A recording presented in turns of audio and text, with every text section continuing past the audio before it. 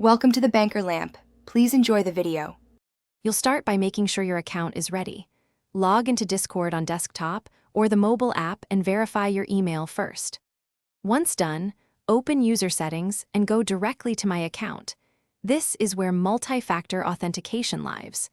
Make sure you have either your phone nearby for SMS or an authenticator app like Google Authenticator or Authy installed. Now tap or click Enable Two-Factor Auth to begin the secure setup flow and follow the prompts on screen.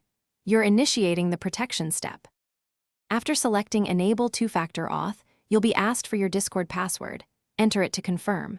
Next, open your Authenticator app and scan the QR code Discord shows.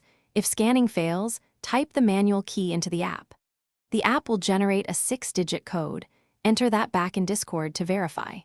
Make sure to download or copy the backup codes Discord provides and store them somewhere safe. They will recover access if your device is lost. Optionally, add SMS for extra fallback. Once verified, Discord will show two-factor authentication as active and prompt you to authorize trusted devices. Use that sparingly. If you lose your authenticator, use one of the saved backup codes immediately to regain access, and then remove and reconfigure 2FA if needed. If backup codes are gone and you're locked out, contact Discord support with account verification details. Note this can take time. For prevention, export or securely write down backup codes now and keep a copy in a safe place.